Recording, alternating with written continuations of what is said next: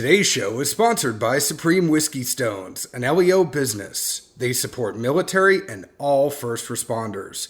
What's unique about their company is that all their products are custom made, from their whiskey stones to their glassware, and no two glasses are alike. They are known for their custom laser etching work and take pride in what they do and love making their customers happy. One of the things that they really enjoy is supporting many organizations, and at the moment they're proud sponsors to the Chicago-based Marine vet team Level Zero Heroes Hockey Team, help raising funds for the Marine Raider Foundation. This foundation supports the Raiders and their families. They're deployed around the world in the harshest, most dangerous places and deserve the highest level of care and support to stay at the top of the spear. They've also supported Operation Enduring Warrior, Force Sentinel, proud sponsor of the 2018 Illinois State Police Trooper Top Shot, and Young Money APAA Sports Client Care Packages. Find them on Instagram at Supreme Whiskey Stones or at supremewhiskeystones.com.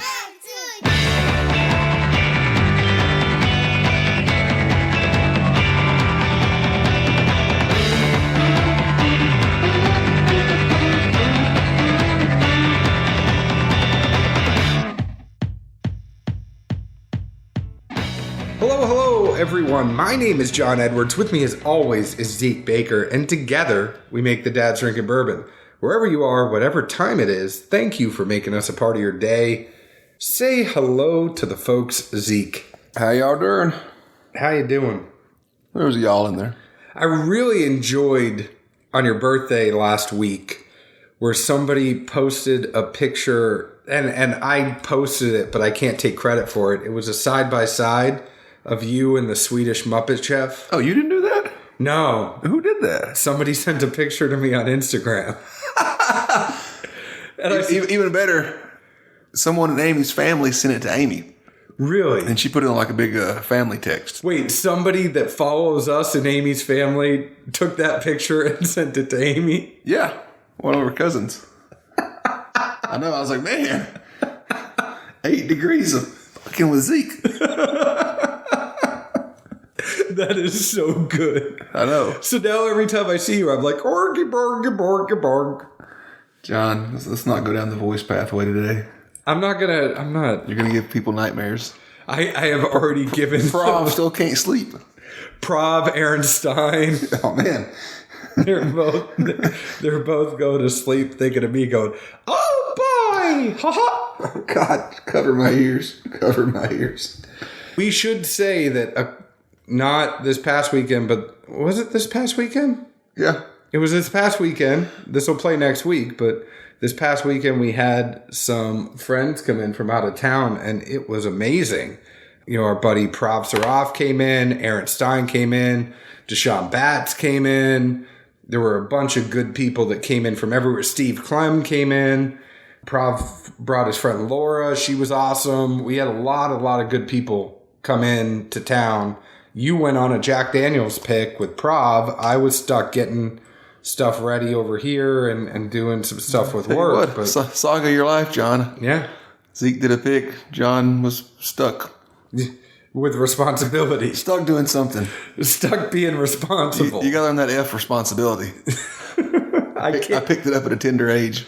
All I have to tell people is I am Italian, Irish, and Catholic. If you know how much guilt I carry around with me for not being responsible, it is a burden I live with every day. Except you don't say, the Hail Marys. You just say, I'm sorry all the time. That's part of it. I say Hail Marys and Our Fathers in my head, and then I just tell everybody else I'm sorry all the time. So for those of you that don't like me and post bad reviews, I'm sorry. I really am. And also, if you want to play a fun drinking game, if you ever talk to John for at least an hour, take a drink of something every time he says, I'm sorry. Boom. You're sideways next thing you know. There's nothing wrong being polite to people, right? I legitimately am sorry. I'm sorry you have to listen to this. There it is in a nutshell, people. I have a sorry life. I wouldn't go that far. Anyways, It is. I'm looking forward to what we're doing today because our friend Sean Josephs, and one of the things that I could say that we get from all of this is I've really enjoyed the people that we meet in the bourbon industry, and that is everybody. There's not somebody that I truly dislike in the bourbon industry. We've been very lucky to meet a lot of awesome people. Sean Josephs is one of those, and he's one of those people that we are lucky enough to stay in touch with. Now, he sent us a little Christmas package of the new rye from Pinhook, Rye Humor, and he also sent us a little sample of something that we can't get up here. It is a bottle that was only released in New Orleans, and it is the first true single barrel from Pinhook. And it is 115 proof, 57.8 ABV. It's a high rye MGP, 3.5 years old, coming in at $50. The Pinhook rye is Rye Humor. It's 97 proof, 48.5 ABV. It's around 3 years old. It's MGP rye, but they will be moving to their Castle and Key rye in the spring of 2020. And the price of this is $30 to $40. So we were lucky. Sean, thank you so much for sending this our way. We were very lucky to try some of this stuff. Indeed. And I don't know, I think nosing and note-taking in the background here, these are two interesting pours. Both are MGP, correct? Yeah. Not Castle and Key yet. And I would say, knowing they're both MGP even, and some of the stuff we've had recently, I'm a little thrown off all over the place here, note-wise and tasting, and I think intrigued is the best word I can use right now. I'm always intrigued as to what Sean is doing, and part of that is because, he's a restaurateur and a wine sommelier by trade. I think he brings a fresh take on a lot of the stuff in the bourbon industry because he's coming at it from a different lens than what people normally come at it. And I think when you see the bourbon that they just put out, it was very much a grain forward bourbon. I'm interested to see what it's going to be like at 115.6 proof, but you weren't around when we tasted the bourbon. It was something that I go, oh, Zeke is not going to like this because it's a little more corn than what typically would. You talking about the apricot show? Yeah, the apricot show. Another show where people didn't like me, especially Zeke. Zeke did not like me for that show. That's another good drinking game. Listen to that and drink every time you hear the word apricot. Hammered. It's like in How I Met Your Mother when Robin Scherbatsky said "but over and over. She was on the news and everybody played a drinking game when she said "but Oh, I don't think I've seen that. No, it's a good episode. Anyway. So I was like, okay, this is a little more corn forward. It's a little more grain forward, especially with Sean being a wine guy. Wine, you put the grape forward. The fruit is the centerpiece. I think one of the things that he said is, same thing. Why not put the grain forward in bourbon? So, it is predominantly corn. If that corn is there, it's not necessarily a bad thing. I'll be interested to see what Zeke thinks about this, knowing that. And laughably, because we sat here and did, some notes together, and after we got a first run through these, John's like, so what'd you think? Well, I'll show you the first thing I wrote down. And it's simply, Zeke does not like corn. And No, it wasn't I wrote, oh shit. Well, you harp on me for the vulgar words, so I'm trying to be nice these days. I just don't want you to say the F-bomb. I think Hank did a song about that. At any rate, moving forward. So honestly, initially on the nose, it came off like a punch of Wrigley's gum or some other, that spearmint-ish rye forward kind of smell. With a little bit of air, I picked up what I thought was spicy corn nuts. I attribute that to the corn being there, but still a rye presence that if you've ever eaten spicy corn nuts, it's a unique flavor. That spice is there mixed in with it. I even got some tree bark. I don't know where that came from, but some kind of bark was there. I don't know. Palate-wise, it has some conglomeration of earthiness with corn and mint. Different ones kind of all popped up when it first hit the tongue. It was really kind of all over the place and hard to pinpoint. Then a big rye presence moved in after that. I'm not sure the mash bill on this, but it's a high rye. If I had to bet, I would say 99% certain or more that this is a high rye. The thing I really found the most impressive was, it is just creamy as F-bomb. It works up so well and oily and just hangs around. Man, this in a few years. Whew. Whoa. And people now love MGP. What are they going to do if this gets 6, 7, 8, 9 years to it? But the interesting thing about that is we're never going to know because it's going to move to Castle and Key by that point. What'd you get here, John Boy? So lots of mint on the nose, but when I moved it away, when I moved the glass away a little bit, I got some caramel, darker fruit, things like that, but I didn't get it. If I put my nose in the Glencairn, it was very, very minty for me. The taste, it was so creamy. So creamy, but you get that corn in there.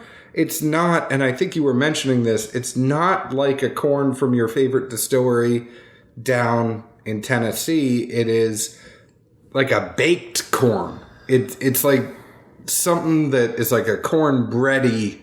Well, and the corn's, for lack of better words, engulfed by the mint. You have to chew and get through that mint for the corn to show its head. And I think when it does, even though both flavors, if you looked at them individually, would come off as young, it gives it a different complexity almost of big mint bomb. And then when you get the corn, I think if it was that flavor by itself, you really wouldn't enjoy it. But it's such a hard right turn. It's like, but I like it because it's a little baked too. And like it's like it's been and that creaminess, cooked. Man. Yeah, Jesus. I know that's not a taste, but shit, it hangs in there well. Hey, I'm doing the best I can. We never can use the word smooth in a broadcast ever again. But it's so creamy, and it's not even smooth because it's got heat, right? It's got that 115.6 proof, but it's that higher proof almost takes the corn and bakes it. And I don't want to reiterate that too much, but I got caramel, oak, mint, slight spice tingle in my gums. Not overwhelming, but I could definitely tell it was a high rye, and some dark cherry in there. The finish was a nice warmth. I got a hug in my chest. It didn't hurt, but it was just kind of let me know it was there. The spice lingers in my mouth nicely. It was, the other thing to remember is this is a $50 pour. It's not, this isn't something that's putting out a single barrel that is $100, $110 for a 3-year product that's coming out. I mean, they priced it according to a whole bunch of factors, and it is a solid pour for $50. Intriguing. Very intriguing. Anytime anything can have any corn on it and Zeke isn't immediately turned off, it is super intriguing. I'm still torn whether to give it the bar or the bottle ranking. I think this definitely falls in the share category. I'd put it share above bar.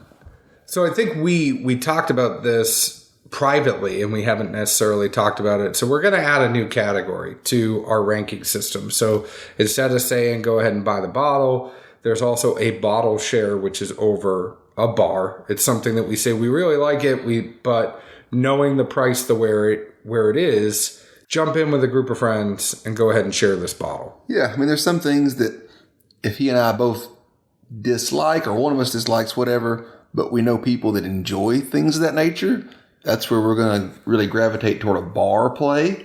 But if we think it's intriguing to anyone that just enjoys trying something new that's not going to pound the wallet, we're probably going to go bottle share on some stuff. And hey, it gets bottles open, it gets people drinking, talking. And that's not a bad thing. No, saying it's a bottle share is saying, hey, it's good enough that you should try it. But it's one of those things that we think it's better if you go around with a group of friends and open it and have a good night together.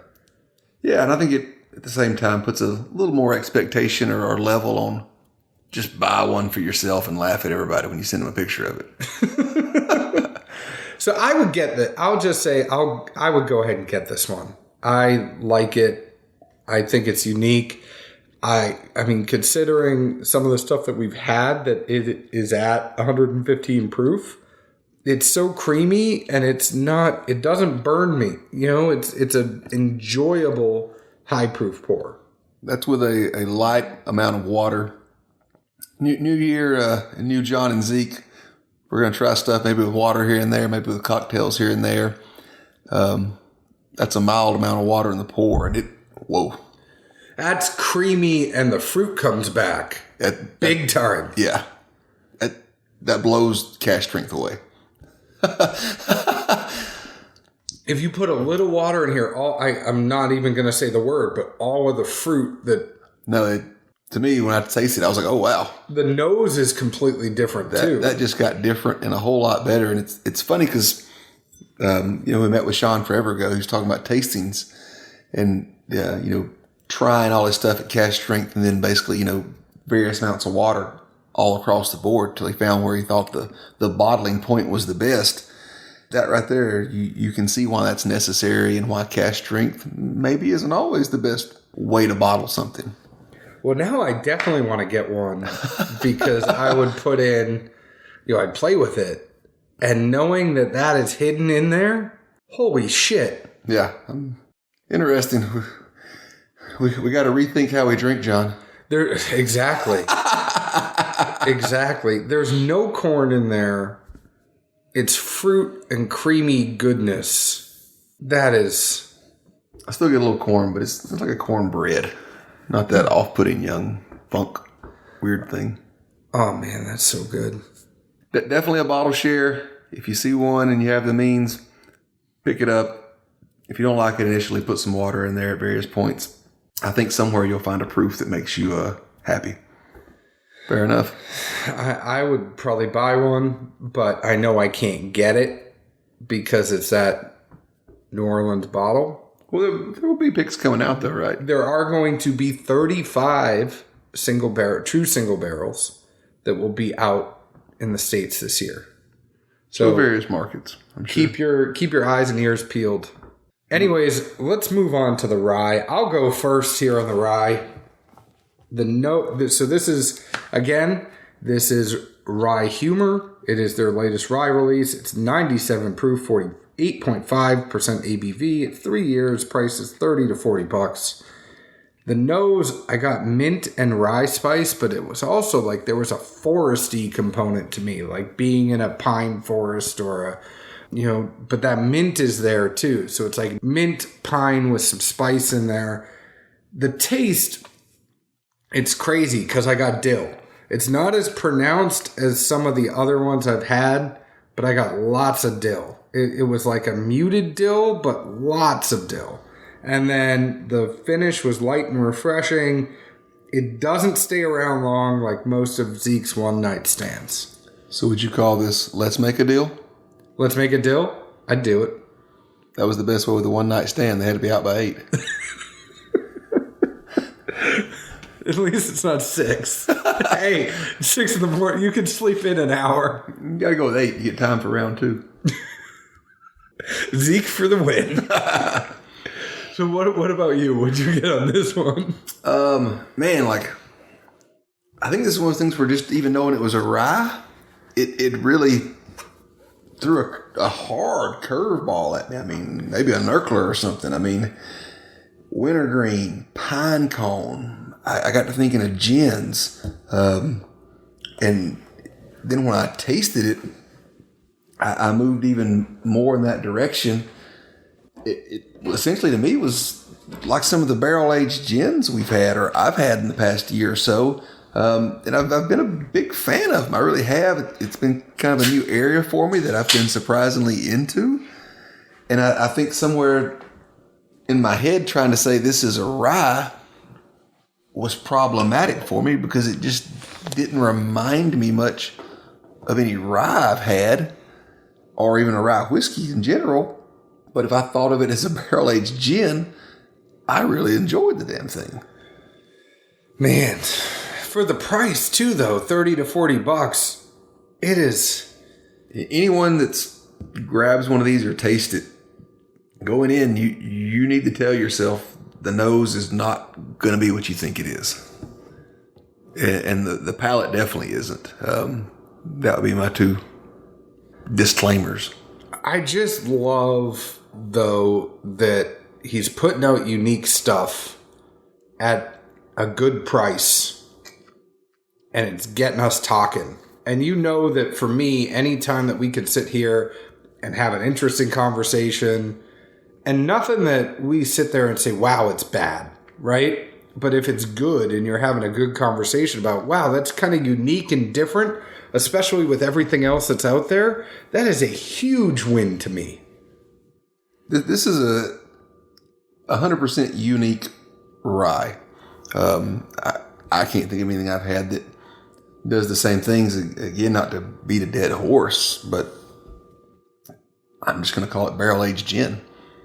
Well, and it's a barrel-aged gin that won't knock you on your ass, because a lot of barrel-aged gins, I remember going down to HCD and being with Heath Clark, and we drilled some gin out of the barrel, and it was at like 150 proof or something, and I had a sip of it, and I'm like, man, I got to sit here for an hour, because that was potent. I think it was good. I liked it. No, it was really good, but I'm like, man, I might be a little tipsy over a sip. John, you can't be your size and stature and tell somebody a sip got you tipsy. I was embellishing. We're gonna lose credit in the bars. Sorry, my friend's drunk. We served him a Michelob Ultra. Sorry. No, it's I have stories that you've never heard. No, I know. But it was just kind of one of those things where it's like, man, you get that barrel-aged gin, and sometimes it sneaks up on you because it's so floral and it's so, and this is barrel-aged gin that's 50-something proof less than what. Yeah, I mean, and I'm not trying to skirt an issue, just full transparency and honesty. Like, in my mind, if I tell myself or think that, this is barrel-aged gin, when I taste it, it's right where my mind thinks it should be. That olfactory kind of kicks in. Well, I would almost want to put this in a blind against barrel-aged gin, because taking another sip of it, the finish, I mean, I get a little dill on there, but it's almost like botanicals too. It's that gin botanicals, especially what kind of hangs around in the taste and the finish. And I wonder if you would be able to tell the difference between a barrel-aged gin and this. I think the only thing I would probably think I would pick up would be some of those that are overly piney. Like, this isn't piney. And I've had a couple that were, but I mean, shoot, this is interesting.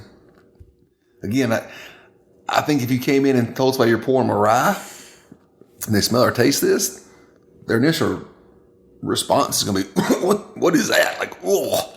But it's that whole, what you have in your mindset going into something, in a preconception. No, we definitely have to rethink how we drink before we have this one. Curveball for sure. What is your final take on the rye? Knowing and working through this, I'm a buy on this all day.